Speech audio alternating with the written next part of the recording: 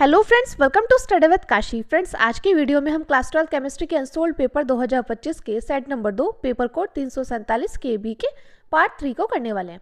Friends, इससे पहले वाली वीडियोस में हमने पार्ट 1 और पार्ट 2 को किया था। अगर आपने वो वीडियोस नहीं देखी तो मैंने प्लेलिस्ट बनाई हुई है, आप वहाँ से जाकर ज़रूर देख सकते हैं। और फ्रेंड्स, एक बात और, मैंने क्लास 12 केमिस्ट्री का अनसोल्ड पेपर 2025 का सेट नंबर 1 पेपर कोड 347 के ए को पूरा सॉल्यूशन कराया उसका। अगर आपने वो वीडियोस नहीं देखी तो मैंने उसकी प्लेलिस्ट बना रखी है, आप वहाँ से जाकर ज़रूर देख सकते हैं। तो चलिए फ्रेंड्स, हम अपनी वीडियो को स्टार्ट करते हैं। देखिए फ्रेंड्स, कल तक हमने यानी कि पार्ट 2 में हमने कहाँ तक कर लिया था। पार्ट 2 में हमने क्वेश्चन नंबर 4 के ख पार्ट तक कर लिया था। तो आज की वीडियो में हम ग पार्ट से स्टार्ट करेंगे, यानी कि आज की वीडियो में हम क्वेश्चन नंबर 4 के ग पार्ट से स्टार्ट करने वाले हैं। तो देखिए, इसमें हमारा ग क्वेश्चन है, अभिक्रिया की कोटि को परिभाषित कीजिए। अभिक्रिया Na plus Mb arrow Xe plus Yd की अभिक्रिया की कोटि आप कैसे ज्ञात कीजिए। यानी कि ये क्वेश्चन आपसे डायरेक्टली कितने मार्क्स का पूछा गया था? ये क्वेश्चन डायरेक्टली आपसे 3 मार्क्स का पूछा गया था। तो देखिए फ्रेंड्स, मोस्ट इंपॉर्टेंट क्वेश्चन है। और देखिए फ्रेंड्स, मैं वीडियो स्टार्ट करने से पहले आपको बता दूं, जो हमारा केमिस्ट्री का जो सिलेबस है वो बिल्कुल फिक्स है। ज़्यादातर बच्चों को ये बात नहीं पता होती, क्योंकि बच्चे डरते हैं कि एग्ज़ाम कहीं बाहर से ना आ जाए। तो देखिए, एग्ज़ाम कहीं बाहर से नहीं आता। आपकी NCERT की बुक है क्लास 12 केमिस्ट्री की, तो उसमें से क्वेश्चन घुमा फिरा कर पूछा जाता है। तो सबसे पहले तो आपको क्लास 12 केमिस्ट्री का सिलेबस कंप्लीट कर लेना है। फिर दूसरा, आपको सिर्फ अनसोल्ड पेपर लगाने हैं, यानी कि आपको पिछले 5 वर्षों में आए हुए अनसोल्ड पेपर तैयार कर लेने हैं, तभी आपके पूरे में से पूरे मार्क्स मिलेंगे। क्योंकि देखिए, बहुत से बच्चों को ये बात नहीं पता होती। तो देखिए, मैं आपको सलाह ये दूंगी कि आप जो आपके पिछले वर्षों में जो क्वेश्चंस आए हैं उन्हीं को अच्छे से तैयार कर लें, क्योंकि देखिए आपको अलग से मॉडल पेपर लेने की ज़रूरत नहीं होगी। तो चलिए फ्रेंड्स, देखते हैं हमारा ग पार्ट, क्वेश्चन नंबर 4 का ग पार्ट। अभिक्रिया की कोटि को परिभाषित कीजिए। अभिक्रिया Na plus Mb arrow Xe plus Yd की अभिक्रिया की कोटि आप कैसे ज्ञात करिएगा। तो ये क्वेश्चन 3 मार्क्स का पूछा गया था। उसके बाद हम इस क्वेश्चन को सॉल्व करेंगे। तो अगर आपको इसका स्क्रीनशॉट लेना है तो आप इसका स्क्रीनशॉट ले सकते हैं। तो चलिए फ्रेंड्स, देखते हैं हम अपने क्वेश्चन को। तो देखिए, ये क्वेश्चन है हमारा ग, क्वेश्चन नंबर 4 का ग पार्ट। अभिक्रिया की कोटि को परिभाषित कीजिए। अभिक्रिया Na plus Mb arrow Xe plus Yd की अभिक्रिया की कोटि को आप कैसे ज्ञात करोगे। तो देखिए, डायरेक्टली 3 मार्क्स का पूछा गया था। सबसे पहले हमें इस क्वेश्चन में क्या बताना है? सबसे पहले हमें इस क्वेश्चन में अभिक्रिया की कोटि को बताना है। और देखिए फ्रेंड्स, अभिक्रिया की कोटि मोस्ट इंपॉर्टेंट है। यानी कि देखिए, अभिक्रिया की कोटि हो गई, आणविकता हो गई, और देखिए प्रथम कोटि की अभिक्रिया, शून्य कोटि की अभिक्रिया के लिए व्यंजक। देखिए मोस्ट इंपॉर्टेंट है, क्योंकि डायरेक्टली आपसे पूछ लिए जाएंगे। ये देखिए वो क्वेश्चन है जो कि ट्रेंडिंग क्वेश्चन है, जो कि हर साल पूछे जाते हैं। और देखिए हर साल क्या होता है, हर साल 7 पेपर सेट बनते हैं, जो कि हर जिले के अलग अलग होते हैं। तो देखिए, उसमें से 5 से 6 सेट में आपको अभिक्रिया की कोटि, प्रथम कोटि की अभिक्रिया, शून्य कोटि की अभिक्रिया, द्वितीय कोटि की अभिक्रिया, इनसे क्वेश्चंस देखने को मिल देंगे। अब देखते हैं अभिक्रिया की कोटि क्या है। तो देखिए, किसी रासायनिक अभिक्रिया में अभिकारक की सांता के घातों के योग को अभिक्रिया की कोटि कहते हैं। फिर से देखते हैं अभिक्रिया की कोटि क्या है। किसी रासायनिक अभिक्रिया में के अभिकारकों की सांता के घातों के योग को अभिक्रिया की कोटि कहते हैं। यानी कि देखिए, ये एग्जाम्पल देख लीजिए, XA plus YB arrow C plus D। तो देखिए, जो हमारे एरो के इस तरफ होते हैं, यानी कि ये, इसको बोलते हैं अभिकारक, और ये जो एरो की दूसरी तरफ होते हैं इसको बोलते हैं उत्पाद। तो इसको क्या बोलते हैं? इसको बोलते हैं अभिकारक, और इसको बोलते हैं उत्पाद। तो अभिक्रिया कोटि में क्या कहा गया है? किसी रासायनिक अभिक्रिया में के अभिकारकों की सांता के घातक योग को अभिक्रिया कोटि कहते हैं। यानी कि हमने ये एग्जाम्पल ले लिया। तो देखिए, अभिक्रिया का जो वेग होता है किस पर निर्भर करता है? अभिकारक के सांता पर निर्भर करता है। किस पर निर्भर करेगा? अभिकारक के सांता पर। तो देखिए, हम यहाँ पर वेग या दर लिखते हैं, वो यानी कि निकालते हैं, तो यहाँ पर के लिखते हैं। के क्या है? के हमारा यहाँ पर है दर नियतांक। अब देखिए, ये जो हमारा ए है ये यहाँ हो जाएगा, और इसकी घात आ जाएगी x, और इसी प्रकार क्या आ जाएगा? इसी प्रकार आ जाएगा बी कंपाउंड, और उसकी घात आ जाएगी y। यानी कि देखिए, हम कोटि कैसे निकालते हैं? कोटि निकालते हैं इसको और इसको जोड़ करके, यानी कि x प्लस y को जोड़ करके कोटि निकलेगी। मैं उम्मीद करती हूँ फ्रेंड्स आपको इतना अच्छे समझ में आ गया होगा कि अभिक्रिया कोटि कहते हैं कि इस रासायनिक अभिक्रिया में अभिकारकों की सांता के घातों के योग को अभिक्रिया कोटि कहते हैं। तो कोटि क्या होता है? इनकी घातों का योग होता है। अभिकारक क्या है? अभिकारक है ये, इनकी सांता ये है, और सांता ये है, और घात क्या है? x, और इसकी क्या है y है, तो इनकी घातों का योग क्या कहलाता है, अभिक्रिया कोटि कहलाता है। अब देखिए फ्रेंड्स, हमसे क्वेश्चन पूछा गया था कि अभिक्रिया Na plus Mb arrow Xc plus YD की अभिक्रिया की कोटि को आप कैसे ज्ञात करोगे। तो देखिए फ्रेंड्स, यहाँ पर हम लिखते हैं दी गई अभिक्रिया, ठीक है, हमें यहाँ पर ये अभिक्रिया दी गई है Na plus Mb arrow Xc plus YD। हम यहाँ पर लिखते हैं विभिन्न सांद्रताओं के लिए दर मापी जाती है, यानी कि जो देखिए भिन्न भिन्न सांद्रताओं के लिए क्या मापी जाती है, यहाँ पर दर मापी जाती है। तो देखिए दर या वेग क्या होगा, ये हो जाएगा k, ये k क्या है, k यहाँ पर वेग या दर नियतांक है। अब देखिए ब्रैकेट में a की पावर n, ब्रैकेट में a ब्रैकेट बंद की पावर n, ब्रैकेट b की पावर m। तो देखिए यहाँ पर देखिए मैंने अभी आपको बताया था कि किसी रासायनिक अभिक्रिया में अभिकारकों की, ये क्या है अभिकारक, तो अभिकारक की सांद्रता, ए की सांद्रता और बी की सांद्रता के घातों के योग, ए की सांद्रता क्या हो जाएगी का घात n और बी की सांद्रता की हो जाएगी m। तो देखिए यहाँ पर n और m क्रमशः ए और बी की क्रमशः आंशिक कोटियाँ हैं, यानी कि अगर देखिए हम यहाँ पर लिखते हैं कि क्या है कि यहाँ पर दर नियतांक है, और अगर हम यहाँ पर कोटि निकालें तो कोटि बराबर हो जाएगा n प्लस m। मैं उम्मीद करती हूँ फ्रेंड्स आपको इतना अच्छे समझ में आ गया होगा, तो यही हमें इस क्वेश्चन में बताना था। तो देखिए फ्रेंड्स, मोस्ट इंपॉर्टेंट क्वेश्चन है, देखिए डायरेक्टली हमसे 3 मार्क्स का पूछ लिया गया था। यहाँ पर हमसे अभिक्रिया कोटि बताने को कहा गया, उसके बाद हमें ये समीकरण दी गई और इसकी कोटि कैसे ज्ञात करेंगे हमसे ये पूछा गया। अब चलिए फ्रेंड्स देखते हैं हमारे अगले क्वेश्चन को, जो कि है घ पार्ट। अब देखिए ये है क्वेश्चन नंबर 4 का घ पार्ट, क्या होता है जब, और ये क्वेश्चन आपसे डायरेक्टली 3 मार्क्स का पूछ लिया गया था। तो देखिए इसमें हमारा फर्स्ट है क्रोमाइट एस्क वायु की उपस्थिति में पोटेशियम कार्बोनेट से क्रिया करता है, यानी कि जो क्रोमाइट एस्क होता है वो वायु की उपस्थिति में पोटेशियम कार्बोनेट से क्रिया करता है। तो हमारा क्या प्राप्त होता है, यानी कि यहाँ पर जो क्वेश्चन पूछा गया क्या होता है जब क्रोमाइट एस्क वायु की उपस्थिति में पोटेशियम कार्बोनेट से क्रिया करता है। तो देखिए यहाँ पर सबसे पहले हम क्या लिखेंगे, हम यहाँ पर लिखते हैं क्रोमाइट, किसकी उपस्थिति में, क्रोमाइट एस की। तो देखिए क्रोमाइट का फॉर्मूला क्या होता है क्रोमाइट एस का, तो ये होता है FeCr2O4। क्या होता है फ्रेंड्स, ये होता है FeCr2O4। ये किसका फॉर्मूला होता है, ये होता है हमारा क्रोमाइट एस का, क्रोमाइट एस का ये हमारा फॉर्मूला होता है, ठीक है। यहाँ पर बोला गया क्रोमाइट एस को वायु की उपस्थिति में, वायु यानी कि O2 की उपस्थिति में पोटेशियम कार्बोनेट, तो पोटेशियम कार्बोनेट क्या होता है K2CO3, पोटेशियम कार्बोनेट होता है K2CO3 की उपस्थिति में क्रिया करते हैं, तो हमारा क्या प्राप्त होता है। तो देखिए यहाँ पर हमारा प्राप्त हो जाएगा एक तो पोटेशियम क्रोमेट, क्या प्राप्त होगा, एक तो प्राप्त होगा पोटेशियम क्रोमेट। और देखिए फ्रेंड्स यहाँ पर हम क्या करेंगे, यहाँ पर हम लिखते हैं पोटेशियम क्रोमेट K2CrO4, इसको क्या बोलते हैं, इसको बोलते हैं पोटेशियम क्रोमेट, पोटेशियम क्रोमेट। और हमारा क्या बनकर तैयार हो जाएगा, तो देखिए एक हमारा बनकर तैयार हो जाएगा फेरिक ऑक्साइड, यानी कि Fe2O3, इसको क्या बोलेंगे, इसको बोलेंगे फेरिक ऑक्साइड, इसको हम हेमेटाइट भी बोल सकते हैं, क्या बोलते हैं इसको हेमेटाइट भी बोल सकते हैं, तो फेरिक ऑक्साइड। और हमारा क्या कंपाउंड बनकर तैयार हो जाएगा, और बनकर तैयार हो जाएगा हमारा CO2, यानी कि कार्बन डाइऑक्साइड गैस। अब देखते हैं हमारी जो समीकरण है वो संतुलित है या नहीं।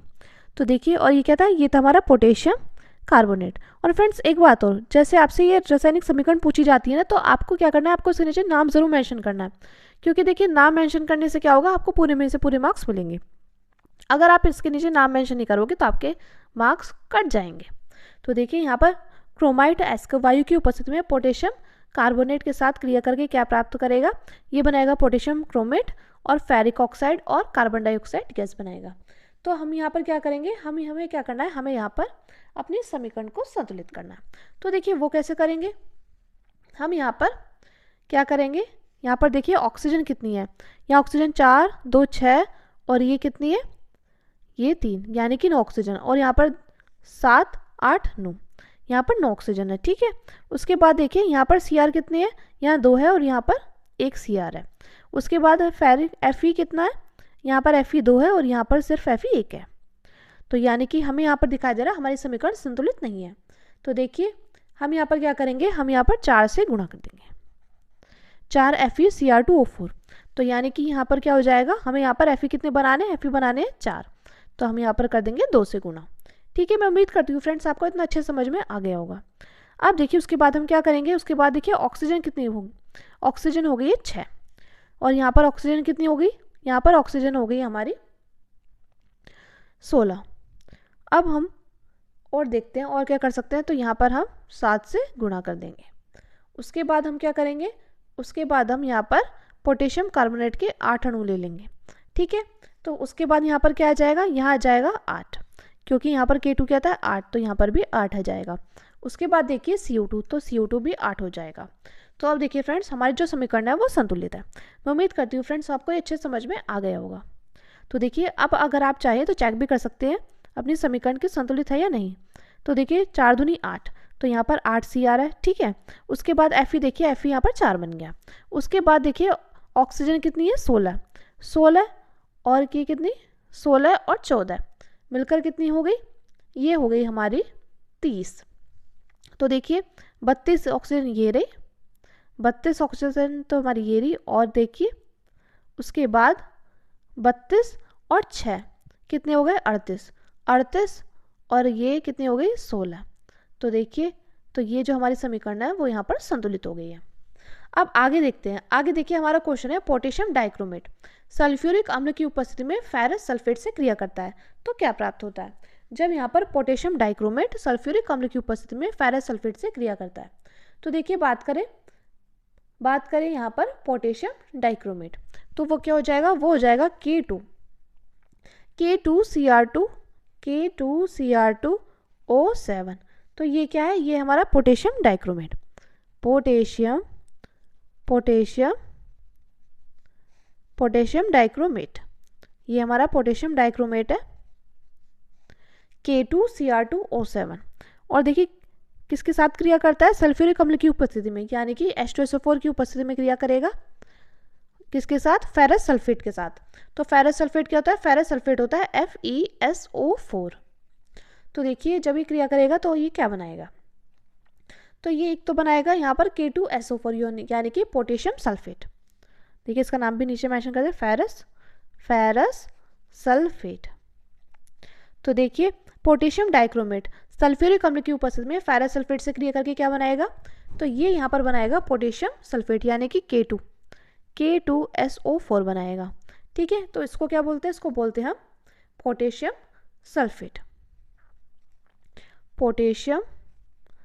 सल्फेट। और देखिए और हमारा क्या बनाएगा, तो यहाँ पर हमारा बनाएगा Cr2SO4 की 3। तो इसको क्या बोलते हैं, इसको बोलते हैं क्रोमियम 3 सल्फेट।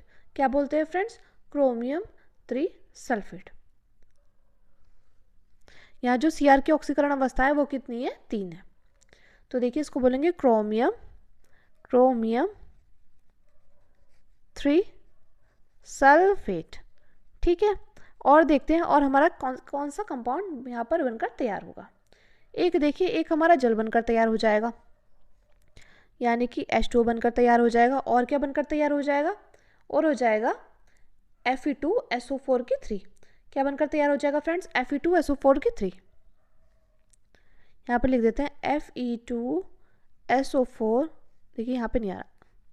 ठीक है, यहाँ पर देखिए जब हमने यहाँ पर पोटेशियम डाइक्रोमेट की सल्फ्यूरिक अम्ल के साथ फेरस सल्फेट के साथ क्रिया कराई तो हमारा क्या बनकर तैयार हुआ, एक तो हमारा पोटेशियम सल्फेट यानी कि K2SO4 बनकर तैयार हुआ, एक बनकर तैयार हुआ Cr2SO4 की 3 जिसको क्रोमियम 3 सल्फेट कहते हैं, और एक कंपाउंड हमारा बनकर तैयार हुआ है 3Fe2SO4 की 3।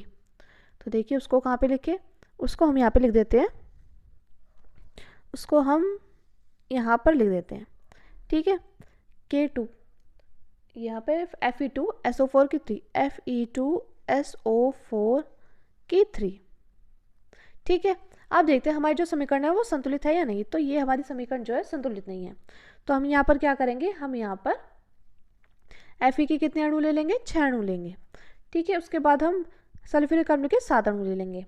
तो यहाँ पर क्या बन जाएगा, यहाँ पर बन जाएगा 7H2O, और उसके बाद K2SO4 ऐसा कैसे ही रहेगा, और Cr2SO4 का 3 ऐसा कैसे ही रहेगा, यानी कि यहाँ पर और यहाँ पर आ जाएगा 3।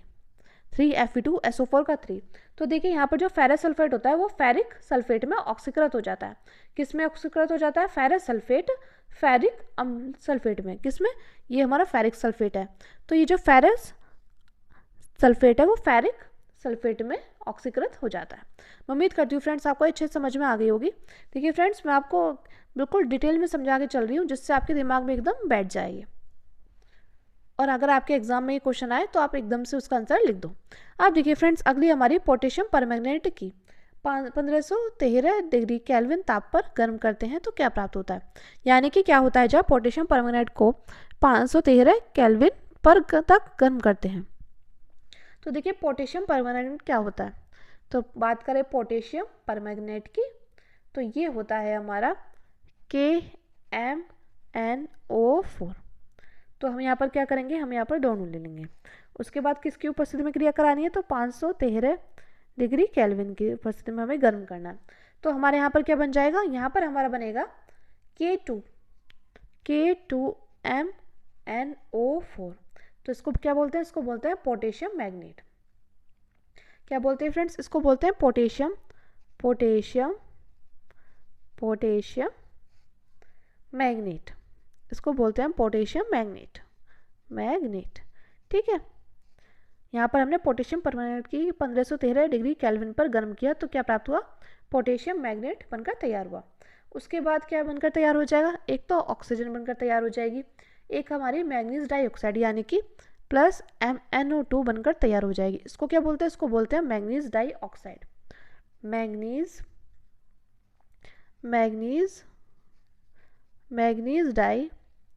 मैग्नीज डाइऑक्साइड हमारा जो बनकर तैयार हुआ है, ये बनकर तैयार हो रहा है मैग्नीज डाइऑक्साइड। ठीक है, तो यहाँ पर हम पोटेशियम परमैंगनेट की 513 केल्विन ताप पर गर्म करेंगे तो हमारा बनकर तैयार होगा पोटेशियम मैग्नेट K2MnO4 और ऑक्सीजन बनकर तैयार होगा, और यहाँ पर MnO2 यानी कि मैग्नीज डाइऑक्साइड बनकर तैयार हो जाएगा। यानी कि देखिए पोटेशियम परमैंगनेट को जब हम 513 केल्विन तक गर्म करेंगे तो पोटेशियम परमैंगनेट अपघटित हो जाएगा और हमारे पास ये प्रोडक्ट्स मिल जाएंगे, यानी कि K2MnO4, पोटेशियम मैग्नेट, ऑक्सीजन और मैग्नीज डाइऑक्साइड बनकर तैयार हो जाएगा। अब देखिए फ्रेंड्स, हम अपने अगले क्वेश्चन को देखते हैं जो कि है, तो फ्रेंड्स अब हमारा क्वेश्चन नंबर 4 कंप्लीट हो गया। उसका हमने क, ख, ग और घ पार्ट कर लिया था। अब देखिए, अब हम क्वेश्चन नंबर 5 का क पार्ट और ख पार्ट करने वाले हैं। तो देखिए, अगर आपको इसका स्क्रीनशॉट लेना है तो आप इसका स्क्रीनशॉट ले सकते हैं। तो देखिए क्वेश्चन नंबर 5 है हमारा, मोलर चालकता को समझाइए। 0.02 मोल प्रति लीटर KCl विलयन भरे सेल का प्रतिरोध 480 ओम है, तो विलयन की मोलर चालकता ज्ञात कीजिए, और सेल स्थिरांक दिया गया है 1.29 सेंटीमीटर इनवर्स। तो देखिए क्वेश्चन आपसे डायरेक्टली कितने मार्क्स का पूछा गया है, ये क्वेश्चन आपसे पूछा गया है 4 मार्क्स का, जिसमें 1 मार्क्स की क्या है, 1 मार्क्स का है मोलर चालकता की परिभाषा बताए, और देखिए 3 मार्क्स का है हमारा न्यूमेरिकल। अब देखिए अगला क्वेश्चन हमारा ख पार्ट। प्रथम कोटि की अभिक्रिया की इकाई लिखिए, इकाई यानी कि मात्रक। तो आप बताइए प्रथम कोटि की अभिक्रिया का मात्रक क्या होता है। और देखिए फिर इसमें यह है हमारा प्रथम कोटि की अभिक्रिया N2O5 arrow 2NO2 plus half O2 में 318 केल्विन पर N2O5 की प्रारंभिक सांद्रता 0.60 गुणा 10⁻² मोल प्रति लीटर थी, जो 60 मिनट के उपरांत 0.20 गुणा 10⁻² मोल प्रति लीटर रह गई। तो 318 केल्विन पर वेग स्थिरांक की माप की गणना कीजिए। यहाँ पर हमें log 3 का मान भी दिया गया है। तो देखिए क्वेश्चन डायरेक्टली कितने मार्क्स का पूछा गया है, ये क्वेश्चन पूछा गया है हमसे डायरेक्टली 4 मार्क्स के, यानी कि ये दोनों क्वेश्चन 4-4 मार्क्स के पूछे गए हैं। तो चलिए फ्रेंड्स, हम अपनी वीडियो को स्टार्ट करते हैं, यानी कि हम इन क्वेश्चन को सॉल्व करते हैं। तो देखते हैं, अब हम क्वेश्चन नंबर 5 का पार्ट सॉल्व करेंगे। तो देखिए क्वेश्चन नंबर 5 का पार्ट, मोलर चालकता को समझाइए, यानी कि हमें मोलर चालकता की परिभाषा लिखनी है। तो सबसे पहले हम मोलर चालकता की परिभाषा लिखेंगे।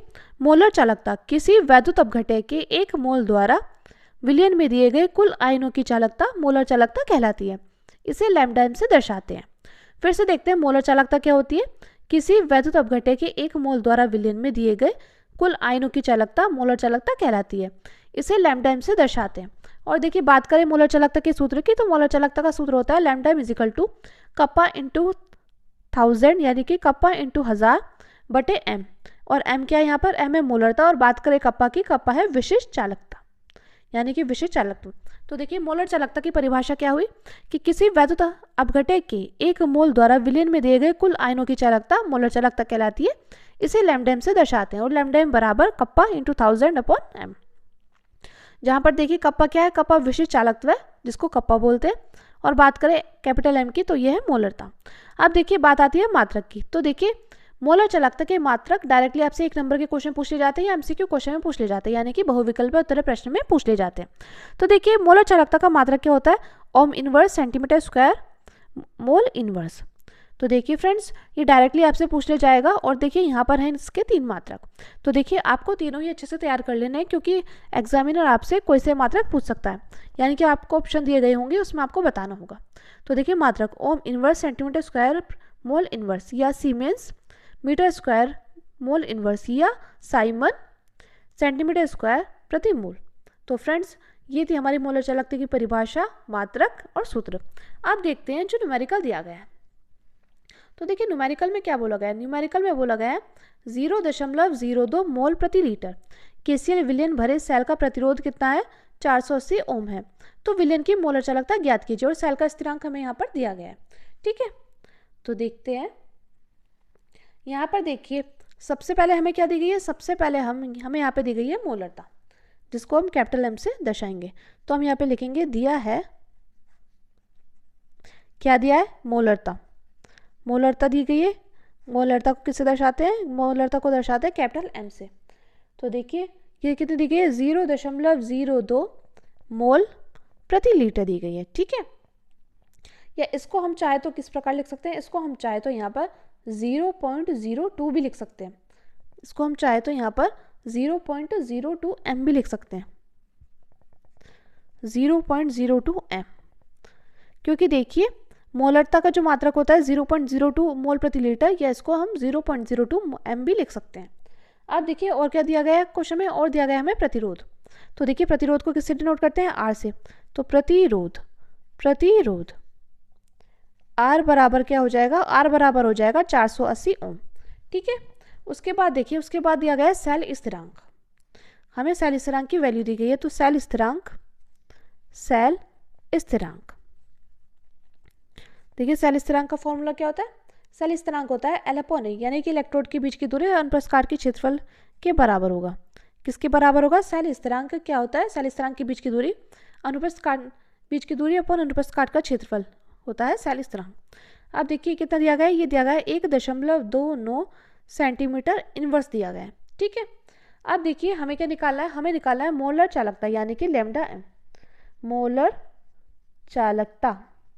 मोलर चालकता लैम्डा m बराबर हमें याद करना है। तो देखिए फ्रेंड्स हम जानते हैं कि सेल स्थिरांक को हम किससे डिनोट कर सकते हैं, J स्टार से, यानी कि सेल स्थिरांक का प्रतीक क्या होता है, सेल स्थिरांक का जो प्रतीक होता है वो होता है J स्टार, यानी कि J स्टार बराबर हो जाएगा L/A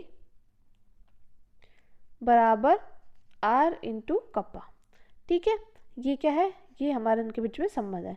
अब हम यहाँ से K यानी कि कप्पा का मान निकालेंगे। तो देखिए J स्टार बराबर L/A equal to R into kappa, जहाँ पर सेल स्थिरांक को हम G से डिनोट करते हैं और सेल स्थिरांक का प्रतीक भी है। तो G स्टार हो जाएगा L/A equal to R into kappa. अब हम यहाँ से क्या करेंगे, यहाँ से हम कप्पा की वैल्यू निकालेंगे। तो इस सूत्र से कप्पा की वैल्यू निकालेंगे तो हो जाएगा L/A equal to R into kappa. ठीक है, तो देखिए यहाँ से कप्पा की वैल्यू निकालेंगे तो हो जाएगा कप्पा इजिकल टू हो जाएगा L, ये क्या चला जाएगा A के साथ R। तो देखिए हम जानते हैं L/A की वैल्यू कितनी दी गई है, यानी कि इसको हम कुछ इस प्रकार लिख सकते हैं L/A इंटू 1/R। ठीक है, तो देखिए जब हमें कप्पा की वैल्यू यानी कि सेल स्थिरांक की वैल्यू दी गई है वो कितनी दी गई है, 1.29 सेंटीमीटर इनवर्स दी गई है। ठीक है, और बात करें R की, यानी कि प्रतिरोध का जो मान दिया गया है वो दिया गया है 480 ओम। तो देखिए जब हम इसको इससे काटेंगे तो कितनी बार में जाएगा, तो ये जाएगा हमारा 0.00269 ओम इनवर्स सेंटीमीटर इनवर्स। तो यहाँ पर जो कप्पा की वैल्यू आ गई यानी कि विशिष्ट चालकत्व आ गया कि कितना आ गया, ये आ गया 0.00269 ओम इनवर्स सेंटीमीटर इनवर्स।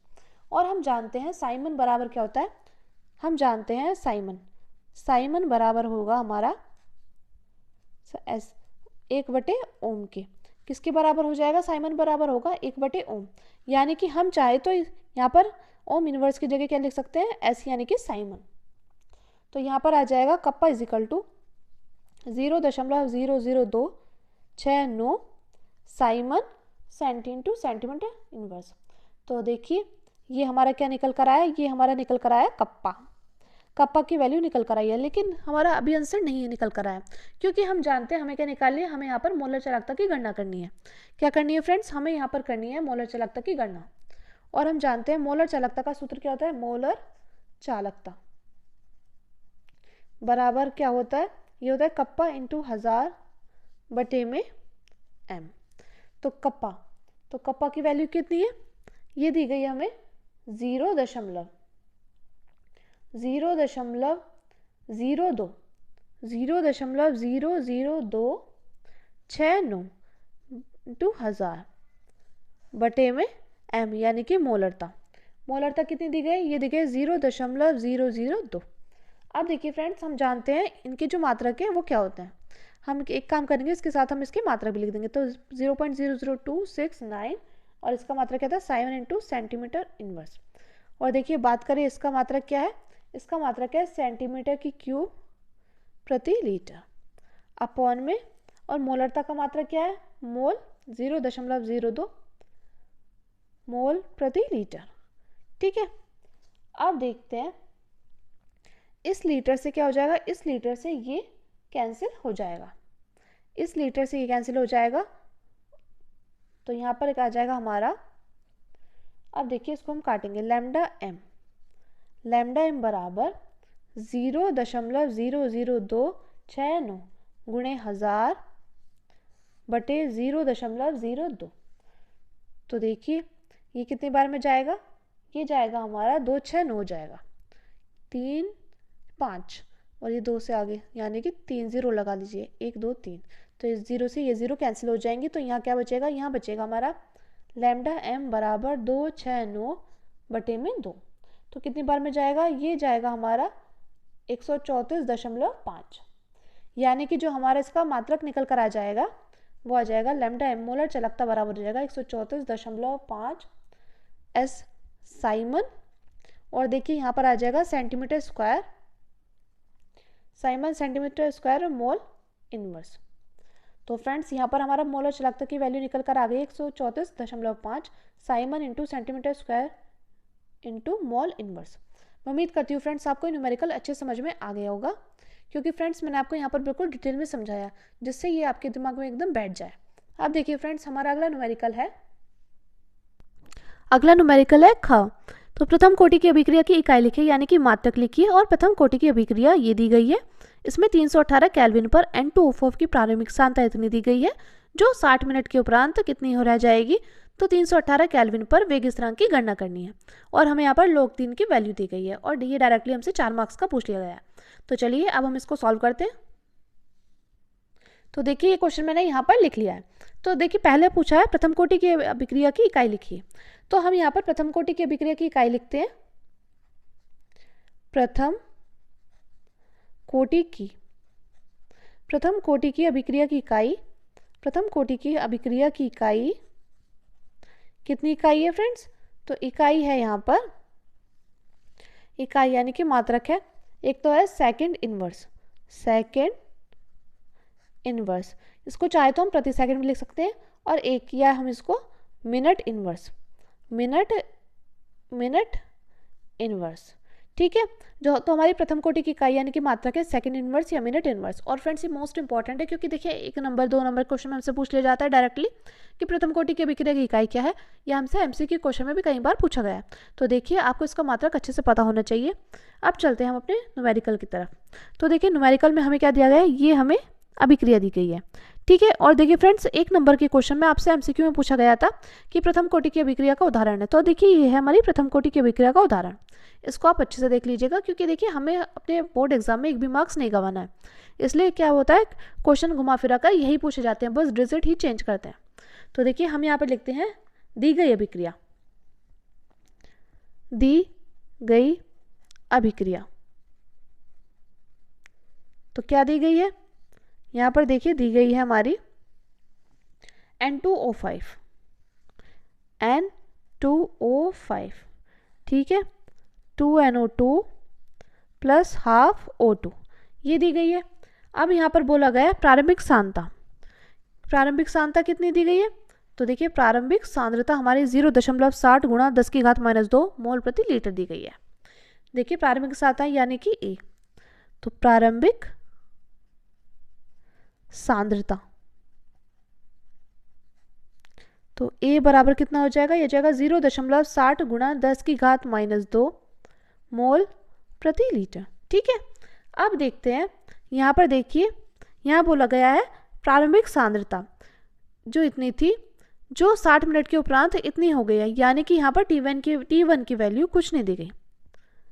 यहाँ पर जो वैल्यू दी गई है T1 की वैल्यू दी गई है 0, और बात करें T2 की वैल्यू दी गई है 60 मिनट।